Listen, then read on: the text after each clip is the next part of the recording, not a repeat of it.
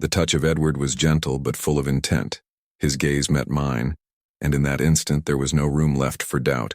His breath was warm against my skin, a silent invitation that made my body react before my mind could even process what was about to happen. The first kiss was hesitant, as if we were both exploring uncharted territory. But then, something changed. Edward deepened the touch, his hand sliding down my waist, holding me with a firmness that made my skin burn with anticipation. I lost myself in him, in the heat that grew between us, in the way his fingers explored my body with a mixture of urgency and care. Time became irrelevant. All that existed was the intense exchange of glances, the touches that spoke louder than any words could. My body recognized his, responding to every movement, every closeness. When we finally surrendered completely, there was no rush, only the certainty that this moment was inevitable. And in the silence that followed, breathless, our hands still intertwined, we knew that nothing would ever be the same again. Let me tell you how it all began.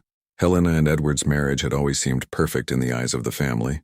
She was organized, determined, the exemplary daughter whom everyone admired and respected. He was polite, charismatic, a man with a striking presence who could win anyone's trust with just a few words and a well-timed smile. From the very beginning, everyone said they were the ideal couple, a balanced combination of virtue and charm. But no one noticed Edward's gaze when he thought no one was watching, especially when that gaze fell upon me. I was Helena's younger brother. Ever since Edward became part of the family, his presence had been a mix of admiration and discomfort for me. He was everything I had never thought I would want. But the truth was, over time, just being near him triggered reactions I struggled to hide. It wasn't just attraction. It was the feeling of being seen in a way no one else ever saw me. As if, in front of him, I ceased to be Helena's little brother and became just myself. It all started subtly. Glances that lingered a second longer than they should. Trivial conversations that, for no apparent reason, felt loaded with something more. Casual touches that left a trace of warmth on my skin, as if each contact carried a secret. Time around him felt different, heavy, charged with an energy that shouldn't have been there. I tried to avoid being alone with him, but at the same time, I couldn't stop myself from seeking his presence. Something pulled us towards each other, even if neither of us admitted it. It was on an ordinary afternoon that everything changed for good. We were alone in the family house after a Sunday lunch. The others had gone for a walk, but I had made up an excuse to stay. Edward had stayed too, claiming he was tired. The silence between us was thick, laden with something unsaid. "You seem restless." His voice broke the silence. He was sitting on the sofa, watching me closely, a forgotten cup of coffee on the table beside him. "I'm fine," I lied, averting my eyes, unsure of what to do with my hands. Edward gave a slight smile, barely perceptible, as if he knew more than he should. He leaned forward slightly, resting his elbows on his knees. "If you ever want to talk, you know you can trust me." His tone was calm, but there was something else there, something unspoken, a silent promise.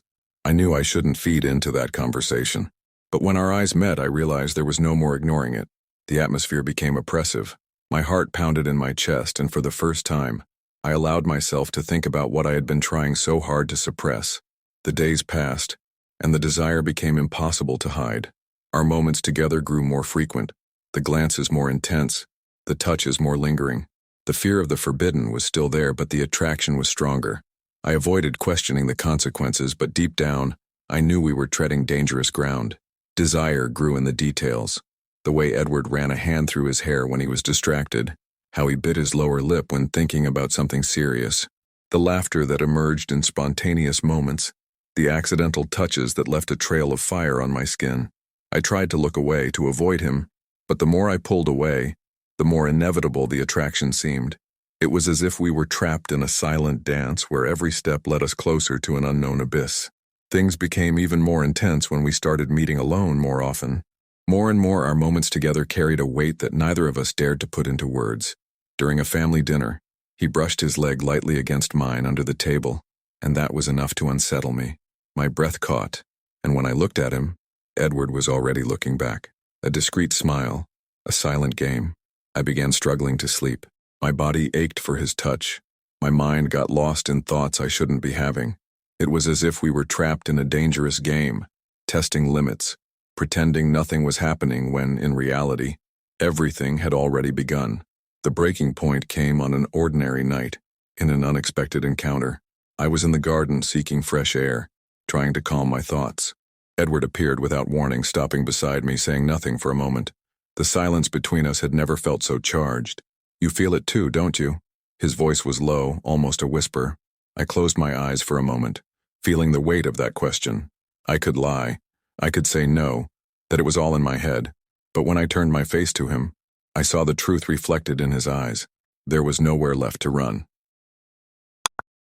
If you're enjoying the story so far, make sure to subscribe to the channel so we can keep bringing more stories like this. Your subscription helps the channel grow and motivates us to bring even more stories that will captivate you. Let's continue the story. Let's get back to the On a night when the tension became unbearable, every breath seemed to carry the weight of what was left unsaid. The air was thick, heavy, vibrating with the electricity of the moment. We were in Helena's kitchen, alone, as the conversation faded into silences laden with hidden meanings. Edward was there, so close that I could feel the warmth radiating from him. His woody scent mixed with the sweet aroma of the wine still lingering in the air. He moved closer, his intense eyes locked onto mine, as if waiting for a sign that told him he could go on. His scent enveloped me completely, making my heart pound inside my chest. Edward's gaze burned against my skin, awakening sensations I'd been trying to ignore for far too long.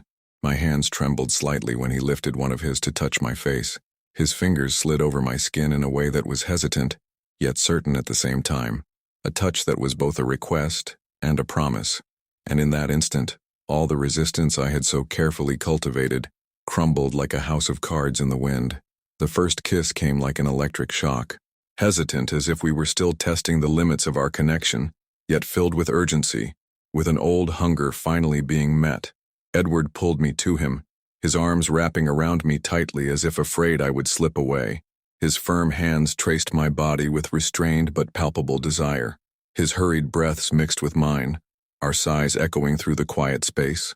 I could feel his heart pounding against my chest, beating in time with my own.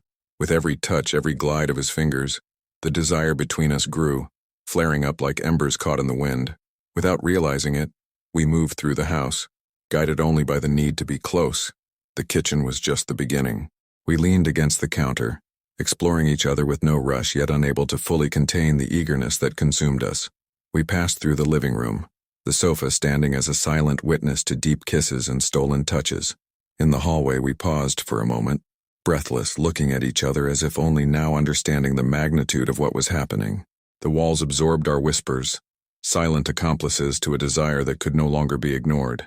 By the time we reached the bedroom, there was no space left for doubt, for hesitation. Edward stopped in front of me, his dark eyes shining in the dim light, analyzing me with an intensity that made me shiver. His body was so close that I could feel his every small movement, the heat of his skin almost touching mine. He lifted a hand and ran his fingers through my hair, slowly trailing down to my nape, gripping it firmly as he pulled me closer. Another kiss followed, deeper, more intense, more certain.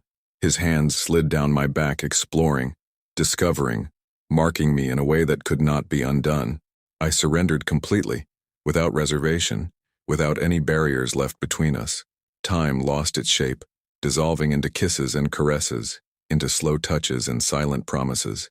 Edward learned every part of me with patience and desire, and I responded with the same intensity, the same urgency.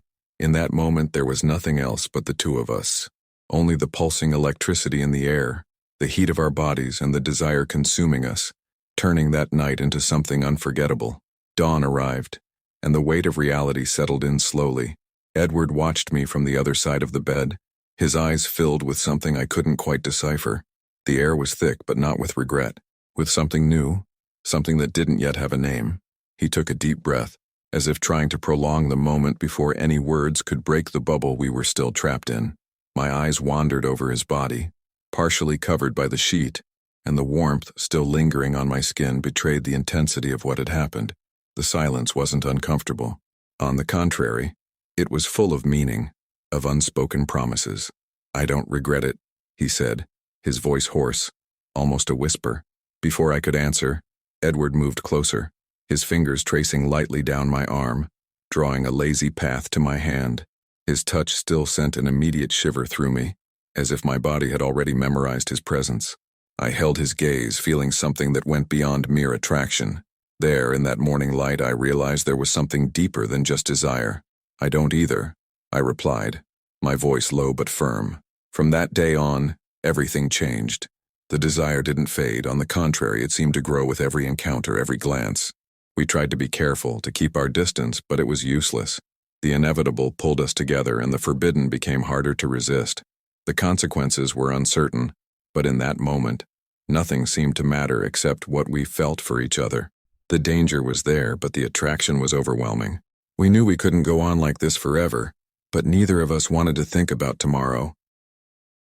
Comment below what you would do in their place. Would you fight it, hide your desires, or give in completely? If you enjoyed it, like and share when no one is looking. And don't forget, betrayal is not subscribing to the channel.